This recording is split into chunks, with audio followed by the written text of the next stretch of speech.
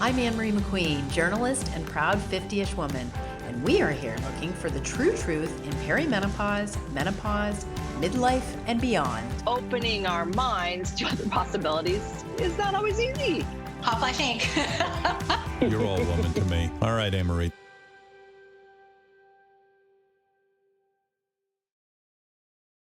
There's so many good things when I talk to you, and I don't want to miss any. Do you mind? No, let's go for it. I want you to tell your listeners though about the fiasco of that washing machine. I think that's a brilliant story. I've told loads of people.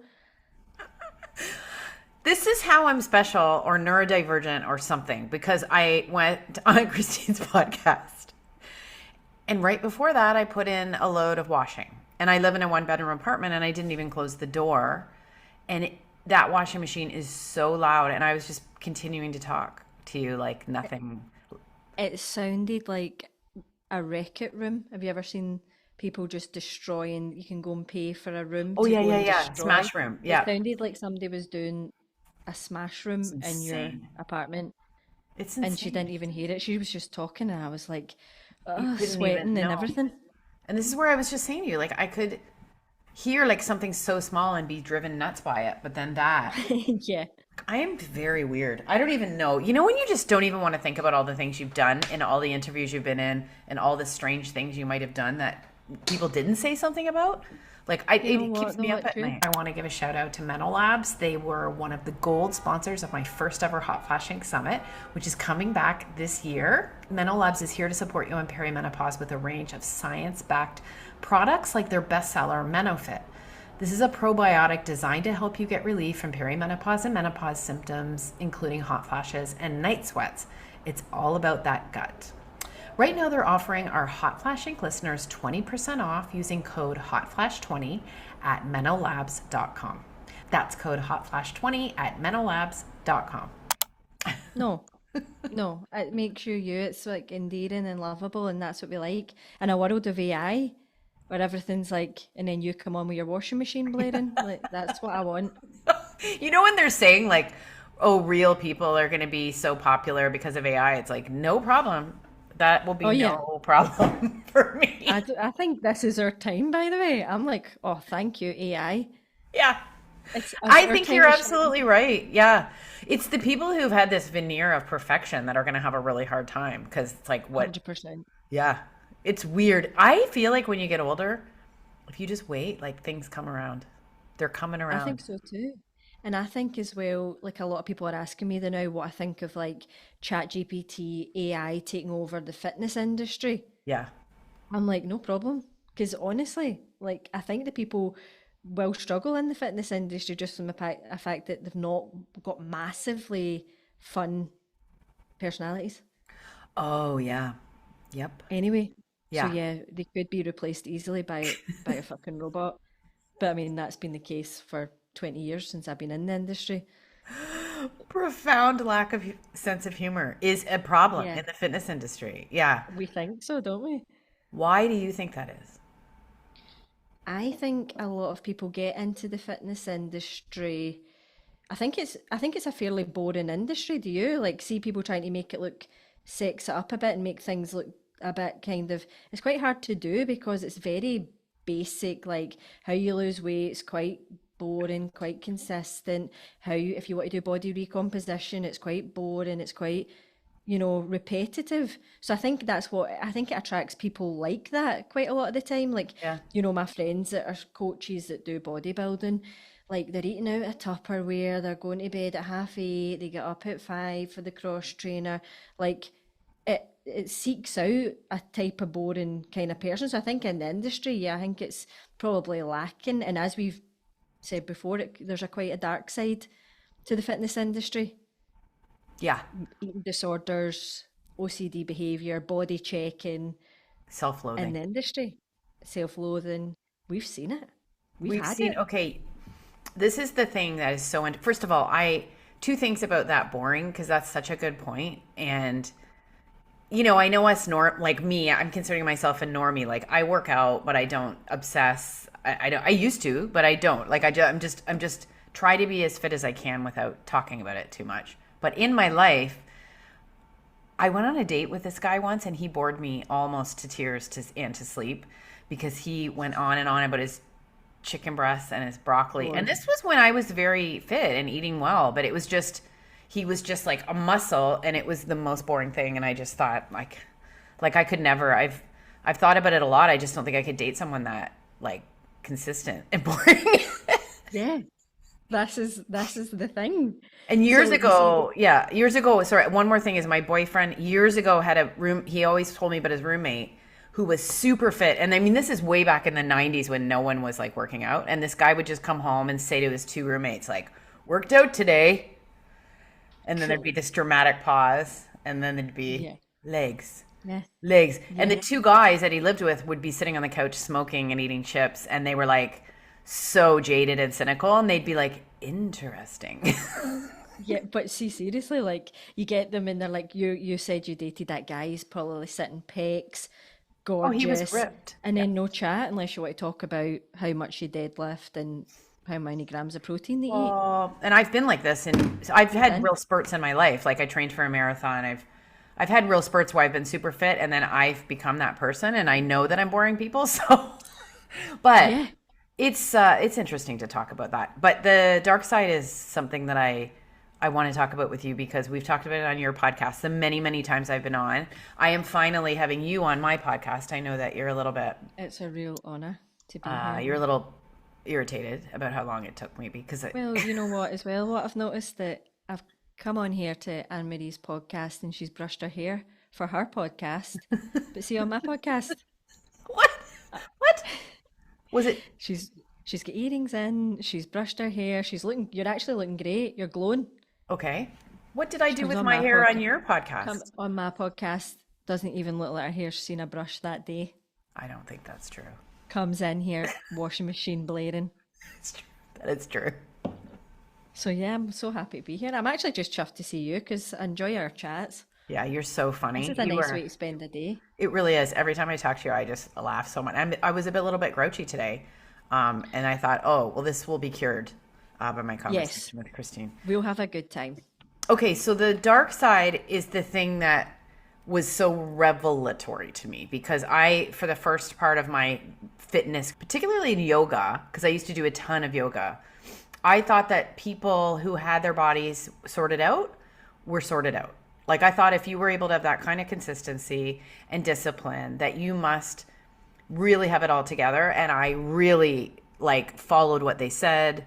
And it started to crack a little bit as I got older, but it was when I ran a website here in the UAE called Live Healthy. It was the first health and wellness website for men and women in this region, but loads of expats. And I started to get the stories behind the scenes.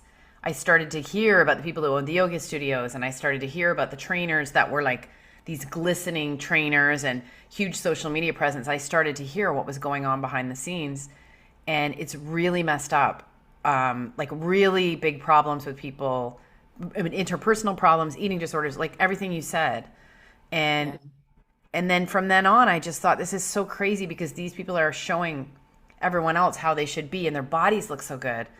But I almost feel like in some cases that can mean that the inside isn't taken care of. So anyway, just what are your thoughts on all of it? It's a lot, isn't it? Right. Yeah. So what are your listeners like?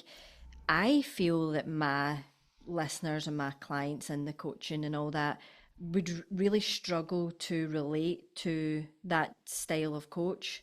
You know, like the kind of person who has got it all together, you know, how when it's presented on Instagram. So right away, they don't feel relatable. Do you know what I mean? Yeah. When I was 21, a coach, living the life, doing all, I was probably not relatable. It's as we've got older, you know, working with women, perimenopause, and how roller coasty and how you feel about yourself and your identity and, you know, your self-esteem. And I feel like a lot of the coaches are well out of touch with that for a start. Yeah. So you've got these people that, you know, present themselves in a certain way, that they've got their shit together, as you said. Like, you know, you're watching them on Instagram doing 7 hours of food prep and you're like, do I need to do that? You're dancing, like trying to do cooking for 4 different kids in the house that they all don't like the same thing. And what now on a Sunday, on your day off, you now need to food prep. Yeah. Is that really so? Firstly, I think the fitness industry is unrelatable. I can't relate to most on it. Can you? No, no, I can't. And No. now that I know this, now that I have this backside perspective, I just can't stop myself from wondering what's going on behind the Yeah. scenes because I don't know. Yeah, I can't relate. I can't relate to the tiny, perfect clothes, and I can't relate to just the, sort of presentation. I don't know what I want. I don't really know what I want from people like that. I don't like it. I think that it's when I was at my peak of low body fat use, I was like loads of abs, all that. I was the worst place I've ever been mentally because one of the reasons I can't relate to people like that anymore is because I love myself for who I am now. So I feel like, when you're putting up this picture perfect, you're chasing this, everything's got to the gram of rice and broccoli and no sauce chicken, and it really comes from a place of punishing yourself. Yeah. So a lot of these coaches, a lot of these people you see on, Instagram, social media, I actually feel like you're a poor soul because you are really probably coming from a place of punishing yourself and not loving yourself. Yeah. So it attracts that, and especially as well, you're getting judged Yeah. on your body. Yeah. So it can really come from like what you said, it's that self-loathing, like, you're not looking at the good things about yourself, you're constantly scrutinizing yourself. And I think that culture breeds, and especially as we know in perimenopause, eating disorders, they can get worse. It's that kind of change in your life where you start to lose yourself. Maybe your kids get older, you're finding a new you. There's lots of things that come into play. And then I think the fitness industry can really ramp that up for you. So it is just trying to pick through what's real and what's not. And how can we do that now? AI, social media, like how can you spot a real person? Do you think you just feel do you think you can? Are you good at just going, I click with that, authentic? Because I hope people can do this. I know. I don't know. I mean, I just saw really like a woman in her 70s, and I'm pretty sure it was AI. And I Oh just couldn't. yes. I think it was because just like her skin was so perfect. You just don't have like perfect skin in your 70s usually, No. unless you've been getting like full body dermabrasion or whatever. Like it just that those are the giveaways, I think. Um, yeah, I don't know about that. I'm curious about how you changed, like your evolution. My evolution was a lot to do with having kids, probably. And, would I be raging if they came in doing the crazy diets that I used to do? Yes, I would be. I want them to, grow up loving the skin they're in. So, how could I really not change when I want to be a good role model for them? And I think as well, see, showing up for yourself and taking care of yourself as opposed to punishing yourself, it breeds a self-esteem, showing up, confidence, and that is where it changed for me. I used to be like, very punishing, but I came from a background of like I was hiding the fact that I was gay. I was really Right. struggling with that. So I felt a lot of shame. And so what it did, because I couldn't control that, I started to control my food. I Yeah. started to be really punishing in the gym. If I get to this shape, then I'll feel different. Got to the shape, didn't feel different. I didn't do any of the internal work. So it was only when that started, I started working on, mindset, Hmm. which is the irony. You're at the gym, you're pounding it, but you don't do any of the mindset work. You've missed a huge part out. So for me, it was that. And it's still a work in progress. You know what it's like when you're in the 90s diet, it still rears its head and goes, uh-oh, like the Special K advert, Yeah. pinch an inch, crazy stuff. Yeah. And things have changed so quickly because I mean, I was just loving the body positivity in my late 40s movement, Yes, and then it's just gone poof away, and it feels like the last 5 minutes where, you could be, it was recognized that you could be healthy if you weren't thin, and now it's just thin. It's everything's so thin. And it's almost so like, thin. why aren't you doing the thing that you can do to be this thin? It's like crazy to me to see all these people just flip. Yeah. Um, I'm the same. I think, when I started in the fitness industry when I was 18, 19, so I was taking women for gym inductions and everybody was obsessed with the thigh gap. You couldn't get women through to train weights. They were all like, no, I'll just stick to the cardio or remember the toning tables. What's You the just toning lay table? down. You lay down basically and the table moved you around. That sounds awesome. I Yeah. don't remember.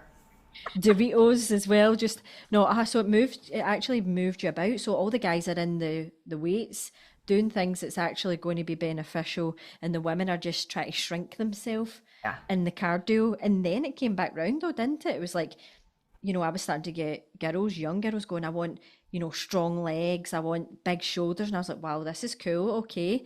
We had that period and now it's creeping back in. It's creeping back in. Teensy tiny. I Tiny. mean, I don't think I would spend 90 minutes on the Stairmaster, I think.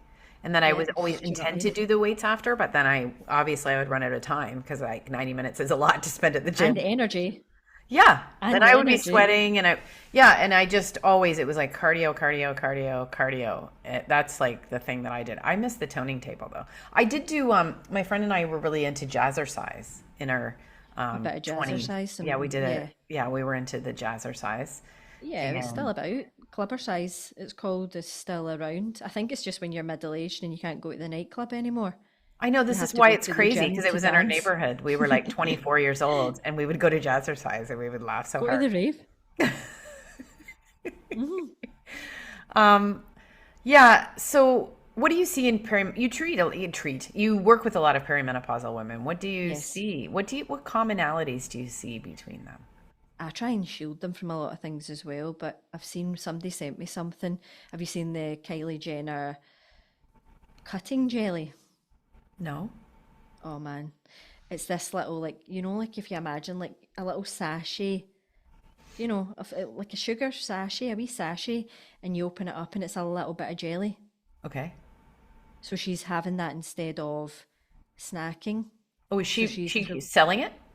she's promoting it. Oh, So cutting it's jelly. So called when you're doing a cut, cutting. yeah, No, no, not when you're doing a cut. Like obviously we are thinking a cut like bodybuilder. She's yeah. just talking about like time to cut weight. So she's got a picture of herself like, dead leaned out in a skin tight dress showing you and then showing you the jelly and she's in her car like eating the jelly strip, mate. Like honestly, a strip of jelly. So I mean, what's that coming out now? So we've got this. So I'm like trying to shield all Yeah. my women from this kind of stuff because like we're really on an uphill battle. Have you not seen this cut? I'm dying for I've you to not see the seen it. I cutting can't believe jelly I now. haven't seen it. It's not like I haven't It's spent just a lot out. of time on social media. It just didn't make its way to me. It's not made its way yet, but No, what's that message then? Cutting jelly like you instead of eating. instead of eating. That's crazy. That's crazy. What do women want when they come to you? Women, because I portray a certain image on social media, kind of anti-diet culture and all that, I attract the women that are kind of sick of that kind of grim dieting. They've tried it, that kind of on and off the wagon Yeah. sort of Yeah. chat. I don't want to do this anymore, restarting Mondays, all this kind of thing. So I kind of promote women to get out the food jail. So by the time women come to me, they're looking for sustainable lifestyle Yeah. choices. I tend to kind of, when people are looking for a quick fix or a 12 kind of week transformation, the ones where you're in the gym with oil, covered in oil, and you've done something for 12 weeks, that's not my bag. So I tend to say this wouldn't be for you. So for me, it's now, which I'm happy about, women looking for something sustainable. They want to try the weight training because they've heard it's good for, the usual bones and all that. So I do get them at that stage.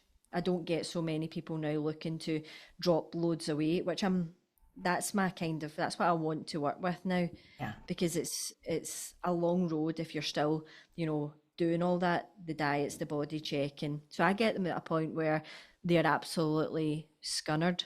That's a Scottish word for fed up. And they want to do something different. They want something sustainable, something that's not flipping their life upside down. Yeah. Yeah. How many things have you done where you've had to like, now I'm drinking my lunch. So if somebody asks me out for my lunch, I can't go because I need to have a shake. I mean, how many things have you done? Diets. Well, loads when I was younger. I would Yeah. say sort of, um, I would say I didn't do a lot of crazy dieting after about my 30s because that's when I started to realize about, I had a lot of gut issues from 30 on, but I started to realize about like the Atkins diet was big around when I was 30, but it Yeah. helped. I did go on the Atkins diet. I went on all the diets, the cabbage soup diet, all of them, Weight Watchers Cabbage before soup. that. Like, You just eat cabbage soup for like 5 days. yeah. Um, but the Atkins diet, I credit because when I tried it, and I remember eating like sausage and cheese, and my friend saying, "This can't be a diet." What I did realize was that, when you ate protein, you weren't as hungry. And I didn't Yeah. know. And I had always, when I stopped eating a lot of bread, my gut was so much better and I wasn't tired after I ate. And so I kind of credit that diet for helping me realize that I needed to eat more protein and less of like white bread sandwiches and things like that. And since then, because before that I always had these crazy dips and crashes in my hunger, right? Like I would just be and my energy. And I would eat like I was a like it's taken me a long time to realize I was a binge eater. I had binge eating. Would you say that? Yeah. I would Do say you yeah, think like I that's to never do with trauma. neurodiversion? Maybe, yes. But so, from as little as I can remember, like I wrote a comment on Lara Bryden, who's a women's health expert. I weirdly, a couple of years ago, wrote this huge comment that should have actually probably just been in my diary. But for some, she was Overshare. she Shit was like that. asking Block. people. To be fair, she asked for Fine. perspectives on eating issues. But I wrote about this time that when I was young, like I used to binge eat things in the house. So I ate like almost a whole container of frosting, like Duncan Hines ready, Uh-huh. disgusting, right? Like there was a little bit gone and I ate the whole thing. And I would come home and make cookie dough and eat it. And I was getting quite like chubby. But I ate the frosting and my mom, who was a lovely woman, so I went and bought more frosting and then ate enough to put it back in the fridge to make it seem like it was the same frosting. But you know what She knew. of course she knew. Yeah, of Like, I don't know course. how. I don't know. My efforts were not. And I remember her saying, like, who ate the frosting and then went and bought another frosting and put it in the You're like, fridge? what? I do not know That's who that could crazy. be. But in the comment I left on Laura's page, which she said, "Hey, that was like really, that's really touching." I said, "Why didn't someone say why did you eat so much frosting? Like what was going on? Like that's pain. Yes. Clearly, that's a disgusting thing to do." And then I even get emotional about it because it went on for quite a long time. And I remember standing at my kitchen sink and eating like one of those whole rows of Ritz crackers with peanut butter and just feeling so good. The chewing just, it was calming me and Yes. calming me and calming me. And I did that for a long time. And then sometime in my 30s, I figured out a little bit about it. Still didn't really deal with my emotions and stuff. Didn't figure that out till I was in my 40s. But there was less binging, but I still, if I was getting stressed out or whatever, when I got into my 40s, I would eat healthy food. And then I would sometimes like binge on like healthy food. Anyway, it's getting Yeah, but boring, but it's like something through my life. And it's, when you like hear other people binge eat, but you're like, well, that's not me because I don't throw up and I don't eat yeah, so much like till I feel sick. But I did sometimes. yeah, but you're, grabbing like granola and it's just that it's a definitely a mindless way of eating. So I had a Yeah. woman talking to me and she said, oh, I had two digestive biscuits. I feel really bad for it. Right? So that's one of the issues right there, and Yeah. I'm sure your listeners will relate to this. So Yes. they think when I'm going to lose weight, I'm going to start a diet, I'm going to have to eat all the bad Yes. stuff in the house and then not have that again. So I say to them, can you do this for the next 10 years? Because if you can't do this for 10 years, don't do it for one day. Don't do it, right? That is so So good. I actually do the opposite. I do a bit of exposure therapy on them where I say, right, listen, we're going to sort you a snack, a bit of chocolate every single day. And you're going to Oh, sit down with a cup of tea and you're going to enjoy it. Do not eat that chocolate unless you're going to sit down and you're going to enjoy it, cup of tea, whatever. And then sometimes they don't have it on those days. They go, oh, I didn't have it yesterday. But when you are restricting, you're killing consistency. So that exposure therapy, like the problem isn't your digestive biscuit, it's your yeah. behavior around food. Look at you standing, gorging Yeah. at the sink with the crackers. Like that's your behavior around food. It's not the food, it's the behavior. So that exposure therapy works so well, and people are always shocked, like, oh God, really? I'm like, yeah, every day, curly whirly, something nice, sit down, enjoy it, and it takes away the restriction, takes away the food jail, and it allows you a bit more food free. Like, I'm all about flexible dieting, because see, as soon as you start to restrict, if you've got a family, if you've got kids, if you're working, Oh God, with all it's that too food, no. strict, man. How are you fitting this in? How are you doing it? Yeah. So let's, like, do a bit of exposure therapy and show you that, you can have something that you fancy just for pure joy. Let's face it, a snack usually isn't because you're hungry, it's because you want just a little something, isn't it? You just want something. So sit down, enjoy that something. That's a moment of joy if you're going to have it. And that really does change a lot for people, because then they have the option. Maybe sometimes they don't have it, but if they're going to have it, they sit and enjoy it. They don't think about it again. Whereas you'll know when you were on your cabbage soup diet, food noise. Yeah. That's all you think about, because somebody goes, you're not having that. This is what you're having only. So that's all you can think about. It's the purple elephant. Don't think you're a purple elephant. Yes you've and just got a no. purple elephant. What's a purple elephant? If you don't think about a purple elephant, you'll all have to. It's a sit in psychology. It's like, if we say don't think about a purple elephant, usually now you've just thought of a purple elephant. So when somebody says to you, don't have any chocolate, I'm telling you right now, then you kind of think about chocolate. So that's what these diets kind of set you up for failure before you've even started, really. This is a funny thing that my bestie and I always talk about, though, because in my perimenopause, I had a lot of body pain. And did you? Just like the random kind of really just terrible body pain. And when I worked out, I would be really sore. Yeah. And I was like, my hips were sore. And I have had that kind of body pain since after my father died. I think like after that trauma, like it sort of went into my body. But I went on the whole food diet specifically to try and tackle the body pain, and it worked. And on that whole food diet, I just ate whole food, right? I just didn't eat anything processed for a month, which a lot of people think is really, really restrictive and will promote this kind of overeating that you're talking about. But it was really transformative for me. And my best friend did it too. And so we always talk about how that is actually how we really like to eat, because we just feel so good.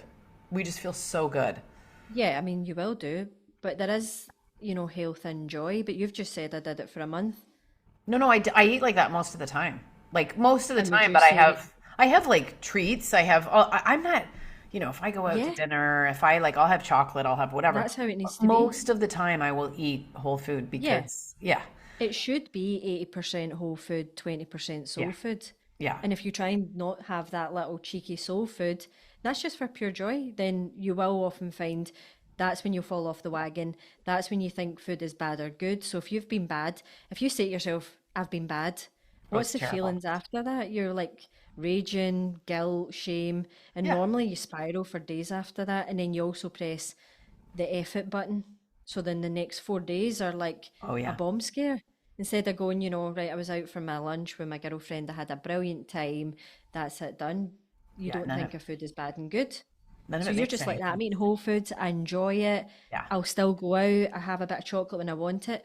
That's the ultimate dream, but you have to do a process to get to where you've got. Yeah. But ultimately, I love when my clients get to your spot where you're like, enjoying it, do it, and it's not like a big overthinking. Yeah, but I'm 55. It's taken me a long time. Right, everyone at 55, when people ask me then, how long is this going to take? I'll be like, till you're 55. Yeah, it's going to take a long time. 55 years old. It's a long life to figure this stuff out. Anyway, I think it's really interesting that we bring so much of this, and I can tell right away if someone's still really struggling with it, because they'll just talk about like what they haven't done, what they're going to get back to. Can you tell this with clients? Like you can tell when they're still having like the inner and I this is a lot of women in their 40s. I can just feel them twisted up because they're like explaining to me. And so can you tell me how that presents to you? Well, do you think I think in perimenopause, a lot of women start to like reassess themselves. It's a big life change. You feel like you're aging, which sometimes hits women hard. You're kind of coming to your end of your reproductive years as well. There's something to do with that. So I think that, and also your kids grow up. So see if you've been like pure mum mode up until like that age, and then your kids start to do things for themselves, and you start to feel a bit lost. I think that's how a lot of like obsessive behaviours can rear their head again for women in perimenopause, because they've got this bit of white space they didn't have. Yep. Do you know what I mean? You know how that way Yes. trauma and stuff can revisit you in perimenopause, and you're like, where did that come from? What is that? And it's like, I think it's because of that, you know, and our hormones are changing, which changes our brain chemistry. Yeah. Like, we know this. Yeah. It can make you feel anxiety you didn't have. You're thinking, who is this person? Yeah. So then that will transfer them on to doing things like maybe stuff they did for their health and fitness in their 20s, you know, where they didn't eat for a weekend. Yeah. Doesn't work now. It doesn't work as you get older. It's much harder to do. You know, I could starve myself for a full weekend, but now the thought of that, I would be strangling kids in here. I couldn't do that now. My tolerance isn't the same, and it isn't the same in perimenopause. You don't deal with stress the same. You're a wee bit shorter fused. So I think then women do that. I think there's that white space where you start to go, who is this? Maybe a bit of panic as well, you know? Yeah, and I Body think there's changing. also with the kids. I mean, I haven't had kids, and I've had one thing I have been forced to do in my life is figure out my place in the world and my identity outside of what I'm supposed to be doing, right? I'm supposed to be a mom and a wife, and I haven't managed to accomplish that in my life. And so I see in women when the looming fear of when the kids leave, Yes. that you will have to go through a huge identity shift. Yes. I think you're almost like being pre-scared over knowing that that's coming, because Yeah. it's so all consuming with kids. Like it's So all consuming, yeah. yeah. And then dealing with that and the perimenopause symptoms that some women are getting, and then, you know, it's the identity shift, I think, that is the struggle. And then so when you combine that with the dark side of the fitness industry, there you go. There's a big shit sandwich for you. So How it's do you- having to not give in. How do you help? Because do most of your clients have kids? Like this is just, I'm wondering, like, how do you Yeah. get them to fit this into their life when there's no It has to be a moving part, right? Because kids, when I first kind of came on the scene with my wife and the kids, I was like, you know, that person, that guy you dated, you know, when he was having his chicken and rice at, 12 o'clock, nothing got in the way of that. Yeah. And then I would be training twice a day. So kids then I was probably quite OCD and quite anxious about my routine being changed. And then if MD obviously has kids, they'll know it's a total like bomb scare of your routine. Things are happening, shit's hitting in the fan. So I started to go, oh my God, like I've been so strict with the mums I used to train pre-kids. I was awful. I was apologising, and I have had a taste of my own medicine, and it's quite hard to swallow. So I then realised, oh, I need to come up with something that's changeable and moving to help these women. Like it has to be something that is movable with your life. Like your health and fitness has to be a moving part. So I find it a lot easier because of the online. Before, when it was like the gym PT and you used to come in to see me, right? And you were frazzled. You did a night up with the kids, and I come in and I'm like, how are you not doing your burpees? How are you not doing this? Sometimes now I think to people, they'll message me online and say, my kid's been up all night. I'm like, let's move your workout. Listen to this podcast instead. That's what you need now. So I'm able to meet women where they're at. And I think that's important, because where you're at does change on a daily. And it's just life. It's not even just with kids. It's like just when you get older and you've got stuff to do and work to do, you're not 20, just living it up, doing what you want. Rubbish. Oh, I miss it. I miss it. And there were no phones when I was 20. so much. There were no phones. I didn't have a phone. How did you communicate? What, did you use a pigeon? Like, how did you get a hold of people?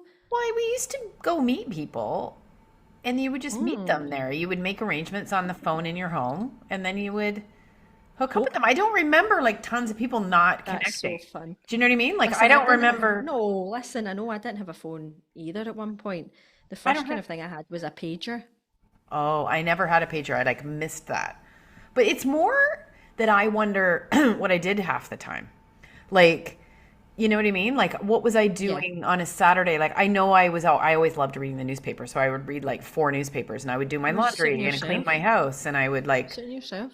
yeah. Like, I think, Yeah, but I guess you're kind of doing the same thing now because anyway, I don't know. You're Everything's so eaten up. you get to suit yourself and then you get a period. It's called I mean, you even like have to watch what you say at a certain point in your life. It's called like the Everglass effect. Have you heard of it? So like you start and you're free and you can say what you want, you can do what you want, and then you get to this in your 30s and it goes in the way and you have to watch what you say. You have to be good, be a good wife, be a good mum, do Yeah. all the good things, do everything right. And then as you hit like menopause again, you start to just not give a shit and start to say what you think. Like if you came across that in your like Yeah. with your pals and all that, like even you're like, whoa, right, she's going to say exactly what she's thinking here.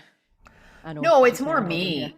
I feel like it's more me. Like I feel like I've always been like that, and then I've said what I think, and then people have reacted weirdly, and so then I've always felt really stupid, and now I'm just getting to the point where I'm like, don't say I it to the don't people care. who are going to react weirdly, and don't care. Like because Don't care. I I always thought, okay, this is the greatest thing that happened with menopause that you've got to look forward to. I think there's some Right. really great things. But one of them is that I always thought everyone else knew better than I knew. I would have these ideas and some of them were really good and I would say them out loud and then people would say why they were a bad idea and then I would believe them and not do them.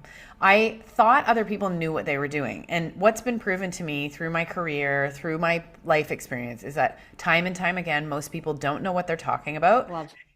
And even people who seem like they're successful, like the people who go on and on are the ones that don't. I've come across business people, like so many in this fitness industry revelation. Yes.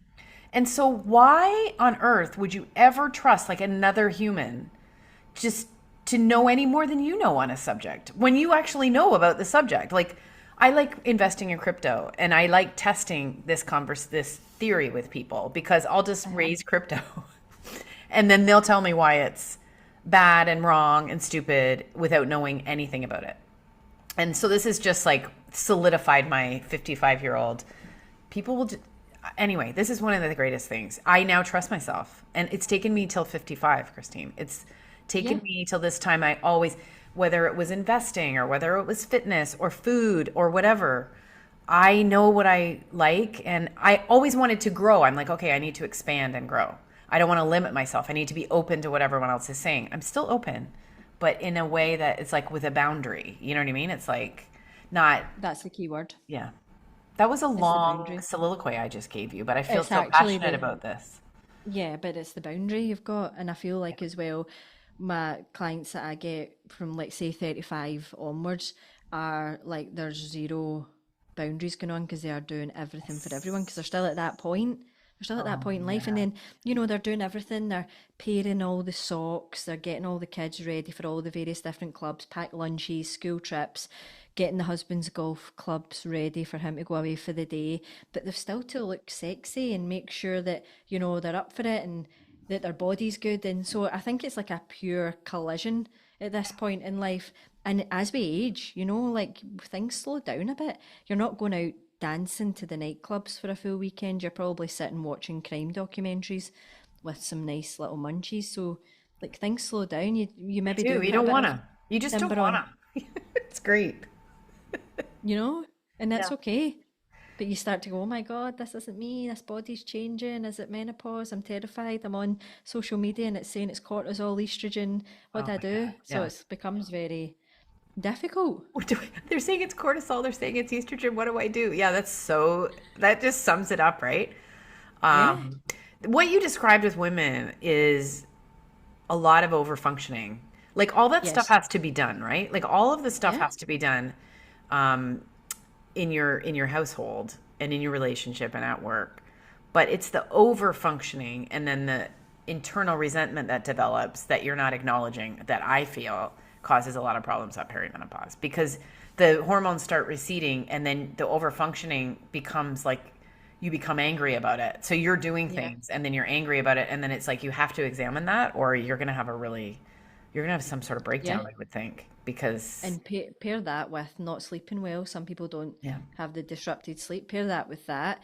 Pair that with feeling out of control of your food because you've not slept well. So yeah, you're putting on a bit of timber. Pair it with all that. And then you do have this perfect storm for women to try and have to, work backwards and unpick it and then diet culture, it's very difficult. That's why I do work with women, because I feel like they need the most help. With things like this, I feel like I can make the biggest difference to them. My guy client's pretty straightforward, easy, Yeah. nothing much going on. We Yeah. don't even speak, they'll send me a message now and then. That's it. They don't want to hear from me. My women, like, they need that support. Yeah. Oh, The it's a boundaries that you hard just time. said. It's a Oh man. hard time. And if you've got stuff in your relationship, every relationship that you have, I've had lots of relationships. We all get the basement of stuff we don't talk about, right? And it just gets bigger and Yeah. bigger and bigger Yeah. Yeah. as the years go on. And then, or it doesn't, or you have the kind of relationship where you work stuff out. But a lot of people my age don't have that kind of relationship where they talk about things like that. And so that, Really? yeah, that's the Gen X. We're much different. Like Gen X is a much different time. Our parents maybe didn't communicate like that. We didn't see it. We didn't start. We got together with our projections of each other, and people have been together for 30 years. I have a girlfriend from high school who said that her and her husband went to therapy one time, and it's like was way too real, and they just agreed that they would leave and never talk about that stuff again, and they would be fine moving forward, and it worked. That either really worked or really didn't. Yeah, I think Do you it know what I mean? worked. Like, I think they just were like, let's just go from here. Yeah, Because the thought was so that's terrifying of unpacking their entire. Anyway, it's that's crazy. interesting. I do love that kind of thing and see the difference from training guy, because I do train both. It's just that my market is more women, Yeah. but my guy clients are so different to train compared to my women clients. Tell me. I just. They get better results. They're one track mind. Yeah. Women are like, oh, I've got this today, I've got, and the guys, I had a guy, and when I was younger, he was in training. He's in doing his biceps with me, and I was like, "Is your missus not just had a baby?" And he's like, "Yeah, but she's just breastfeeding it. I'll go back. What's a couple hours out the day?" Now, can you imagine a woman that just gave birth down at the gym with me, going like that? It's fine. It's cool. I'll do it later. Oh, He was in the gym. He was in the gym with me, training his arms like that. I need to look good for the photographs with the Yeah. baby. Yeah. I was And if like, she was there the day after, or whatever, not the day after, but too soon after, people would be like, why was she in the gym? Like, women Look at put up, her. well, there's a lot with women. Like, I'm not one of Oh. these people that's blaming the patriarchy for everything, but there are impossible standards for our behavior. Impossible standards. Like, Yeah. look at what we have. We have, like, in the 90s, I was just saying this, Kate Moss. Like, how Oh, are you getting that thin? yeah. I like A your line of, hair. do you like it? A line of Coke and a can of Red Bull diet. Because I get women like going a thigh gap, and I'm like, the things you would need to do to get the thigh gap are going to make you not well. I was obsessed with the thigh gap, and I could never get it because I used to be a figure skater, and I had Yeah, naturally larger thigh. genetically, just, some people Genetically, have got, yeah. Sometimes at the beach, I'll put my legs up on the chair, and I've seen people post pictures like this on social media, and it always makes me laugh because I will be on the chair at the beach going like, "Look, I have a thigh gap," but I don't. It's yeah, just you so. can angle it. So I see women who post that picture. I'm like, I know what you're doing. You're pretending you have a thigh gap, but you Listen, don't. You don't, and but it's you don't, and okay. it doesn't matter, and it doesn't No, honestly matter, because is the thigh gap going to help you as an older lady getting up the stairs? No, no, no, it's not. those thighs are going to help you. Those bigger Those thighs. thighs, those strong thighs, that strong body, not the Yeah, thigh gap. It's not helping no, you. no. But again, it is. It's just standards.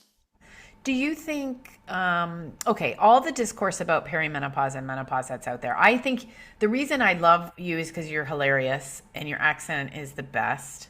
And but I love your approach. Like, oh, I also love how you dress up. You have to check out Christine, Oh yeah, Keeping Fit, KPING Fit. And well she done. likes to dress up in outfits, and it's hilarious. It's really, really funny. But one of the reasons I like you is because you are so reasonable. You are aware of this obsession with estrogen and understand how progesterone could be more helpful for women in perimenopause. How did you kind of come to that conclusion in all this, like working through all this sort of chaos of messaging that's been going on? I think as well, because I used to be crazy. I mean, can I tell everyone about how I used to put coffee up my You ass? did a coffee colonics? I used to do them. Really? Yeah, I was like, I got kind of, I wouldn't say it was a cult. I mean, I wasn't, you know, it wasn't like white tents and stuff, but I was taken by this woman who was like a sort of health guru.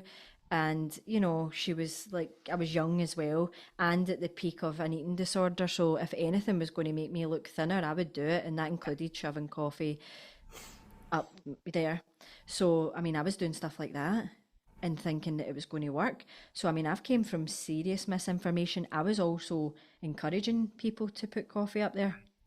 Right. So I do like to apologise if MD here has ever done that because of me, you know, but then there's no science behind that. And back when we, like, the start of the fitness industry, when I was there was no way of getting the real evidence. There was nobody like, you know, who you do have today, who you can follow and say, you know, they're scientists and they'll give you the real, because I'm very like logical in the way I think, you know, I need it to be absolutely explained. How does this work? Yeah. But back in the day, you couldn't really do that. So you were just believing stuff like, you know, the Special K diet kept your metabolism working.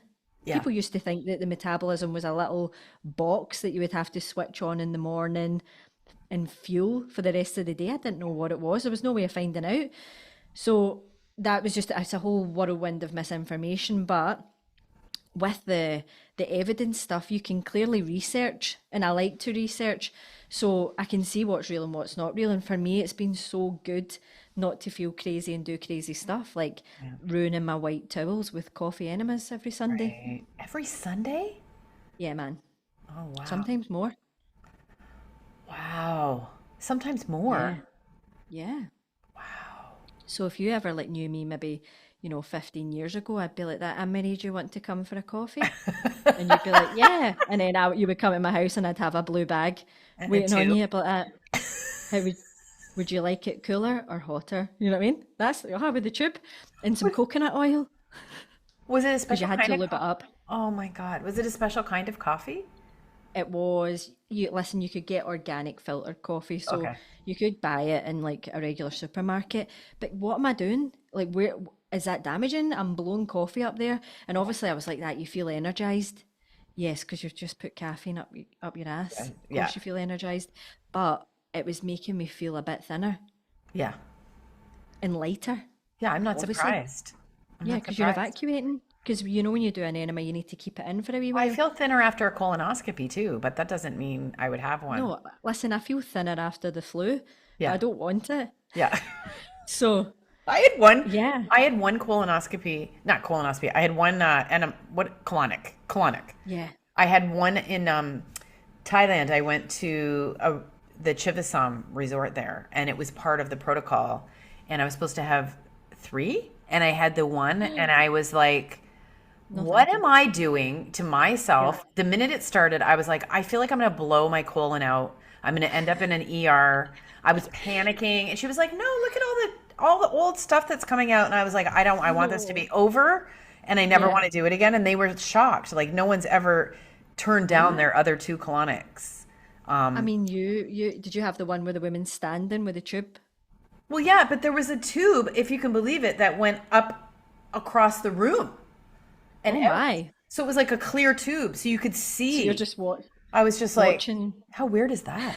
And she was So like, weird whilst the women don't talking worry, it's to going to you be going fine. It's going to be fine. I'm like, I gonna be felt like fine. it was going to, my insides were going to explode. And I always so think, she's is that got how a it's going to tube be up the there. end of me? You know, is that going to be it? Annemarie was having a colonic in Thailand, and then Yeah. her colon Yeah. exploded, and then that, she and died. that, she was a great girl. Like, the women standing with the tube up your ass though. I mean, what is so she's like, you going any nice holidays? Like Yeah. you're just lying there like And you're that? like, No. it was very I was just in the uncomfortable. house myself. I mean, doing them, you know, just on a Tuesday like that, right? Were you Get a with wee your enema wife in me there. at this point? No, no. Okay. She actually really normalized me, if I'm being honest, because Okay. she is absolutely stunning. She's got a gorgeous shape, like her shape is beautiful.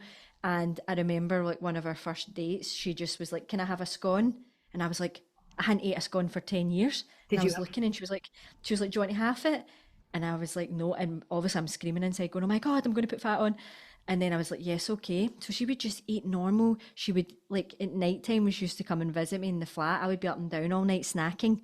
And she ate her dinner and then she was like, I'm full. I'm not, her food just off switch was so good. Yeah. And it was somebody in real life that was in good shape and still ate scones and still ate what she wanted. And I didn't eat love the full this. plate of dinner. So it was actually her that did cure me the most out of everyone.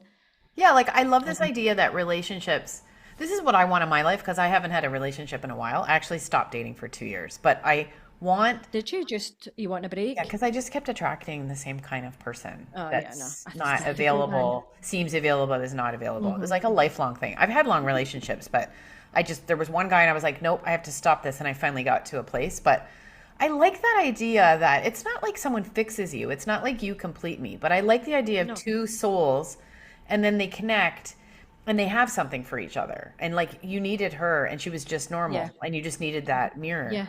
That's like, to me, We that's beautiful. That is, I mean, we bring out the best in each other. Oh, That's what I think a relationship should be. yeah. Like I've been with partners in the past who've brought out the craziest version of me, and I've just thought, "Oh, no, like you just get to a point, don't you, where you actually don't have the energy No, for it or for who you are with them." And I'm like, no. And no, the and right it's not. person does come along when you're ready. Well, it's nice for me to hear you say that because I don't. There's not that many people who talk about their relationships like you just did. To be honest, like Really? like yeah, I'd say of all the people I know that have relationships, there's not that many that I would really want. Where people are just really sort of affirmative like that. But um, you know, I do think it has to be like that, or why are you bothering? Like, why are you I think that too. getting like feeling uncomfortable with a person and lying to yourself about it? Like your best friends, you're not like that with. You wouldn't hang around people who make you Yes. feel uncomfortable, right? And so, yeah, that's nice. I'm glad I heard that. Yeah, of course. Like we spend loads of time together, and she is my best friend. So I think that's important. I think that's so important. Like you say, like you're not going to spend time with friends that No, you don't feel good around. So then you've got these partners because why? You don't want to be cat lady. I'd rather be the cat lady than oh, have it's to I am really right now. feel It's fun. exhausted. It's fun. You I'm a know? cat lady right now. We have See? way higher standards when it comes to dating men. I feel like women have, or some women, me, I had higher standards for my female friends than I did for the men that I would Wow. date, which is so Really? strange, right? Back to eating. Do you think that you can ever say you've gotten rid of an eating disorder? No. I think it I think at moments it does come back. That's why I think obviously in menopause and stuff, I think that maybe if you did have it in your younger years, it can come back. But I do think that being mindful and knowing that and being able to be objective and talk to that side of you with a bit more care, like it's okay, like I know that you feel this way. Why do you feel this way? Let's, put it to the side. You're going to be cool. So I think you need that sort of voice of reason. That's what I am for most of the women. It's like people know how to train, they can get a training program, but they actually need that voice of reason. I say that I'm their anchor Yeah. to reality because if not, Jesus Christ, they'd be lying there with coffee up their arse. Do you know what I mean? Worried about cortisol. Oh my God, I didn't think of that, did I? When I was blowing that up my ass, cortisol and coffee. Oh my, Could have had a imagine what you massive were doing. cortisol belly. Does it drive you nuts when people talk about cortisol? Like it's, Yeah, because like for example, my missus, she loses weight when she's high stress. Like she looks physically gaunt, she yeah, looks stressed. I put weight on when I'm stressed yeah, because I like to stress eat. yeah. So that's how it can work. Like it's not like anything uncontrollable. See when you hear like it's cortisol or it's whatever, it really takes the power away from women. I don't like that. I think, if somebody to say to me all this confusing stuff, I wouldn't know where to start either, and I probably wouldn't start. So yeah, I don't like the cortisol chat. I think it's very predatory. I think it's like, people who already feel vulnerable and confused, and then you're like, well, what about cortisol? And you're like, oh Yeah. no. So I feel raging actually when I hear this. Well, there's a lot of diagnosing going on, I find. Yeah, I find that even with me, like if you just say something like, I don't know. I don't know how to. Oh, I can't really take hormone therapy. It doesn't work for me. But if I mention that to certain people, then they start talking about why and what I'm not doing maybe right in my body. And I'm not. It's something that I would have eaten up in my 40s, and I would have been like, "What do you mean? Like, what can I fix? What can I yeah, do?" And it's yeah. something now where I'm like, I'm not interested in actually your opinion Yes. on it. Because you actually trust yourself now. That's you know better. Yeah, You're like, this is what nah, makes I'm me good. I know nervous. me. This is Yeah. what makes me nervous about perimenopause, because having been that person for so long, I spent so much money. I abandoned myself so many times. I saw so many weird practitioners, so many strange people giving me their own like a massage therapist who's telling me I have, like, diagnosing, when you get a massage from a kind of like a person who doesn't have good boundaries, and then there's telling you, I think you have a gallbladder problem. And then I would worry about that, or I'd go to this person or this doctor or that doctor, not having any of this internal weather vane or boundaries. And so I worry so much because I was there, and it's terrifying. It's actually really terrifying. Because then you get one person telling you, about your cortisol, and then you're worrying about your cortisol when you don't need to be worrying about that. You just maybe need to calm down and do something every day that makes you feel safe. You need to know what's your behavior when you're stressed. Are you eating when you're stressed? Are you eating your feelings? Are you doing a you and eating all the crackers at the sink? Like, it's things like that, like to make yourself feel better. Food's there. It's easy to grab on a Tuesday afternoon. So people like will not realize what that actually means for them. If you do have a real cortisol issue, then it's something that needs medical attention. It's not a diet off of an influencer for £50 on the internet. Like that's not the one. So if you do have serious cortisol issues, you have to see a doctor and go on medication and sort it out. But on Instagram, you don't need to put credentials up. MD can say anything they want on social media. That's the issue. And the people who talk a good game have always been the people who talk a good game. And it's crazy. But anyway, okay, well, it is so good to have you on here. It won't be the last time. I'm sorry it took so long. I'm going to have you back. Are you serious? Will it not be the last time? Your cute accent. Okay, can you tell everyone how they can engage with your work? Definitely come and see my Instagram page. So it's KPING Fit, right? Annemarie will put it somewhere for you. And then just watch through my stuff. I've got my podcast there. So there's free things. You can get to me without having to pay. So you can go on my YouTube. You can go on my podcast. Annemarie is going to be there as well. And just enjoy the Instagram chat. And listen, you can reach out. I'm from the MSN generation. So I do chat online. Okay. So you can find me there. And I do love to connect. Okay. And she's got a good program too, if you are interested in checking that out. Thank you so much. Check it out. Thank you. Thank you, mate. Happy New Year. Happy New Year. Let me go on and away now. Do your washing now. Hot Flash Inc. was created and is hosted by Marie McQueen, produced and edited by Sonia Mack.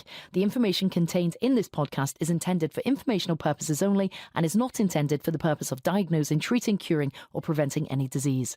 Before using any products referenced on the podcast, consult with your healthcare provider, read all labels, and heed all directions and cautions that accompany the products. Information received through the podcast should not be used in place of a consultation or advice from a healthcare provider. If you suspect you have a medical problem, i.e. menopause or anything else, or any healthcare questions, please promptly see your healthcare provider. This podcast, including Marie McQueen and any producers or editors, disclaim any responsibility from any possible adverse effects from the use of any information contained herein. Opinions of guests on this podcast are their own, and the podcast does not endorse or accept responsibility for statements made by guests. This podcast does not make any representations or warranties about a guest's qualifications or credibility. This podcast may contain paid endorsements and advertisements for products or services. Individuals on this podcast may have direct or indirect financial interest in products or services referred to herein. This podcast is owned by Hot Flash Inc. Media.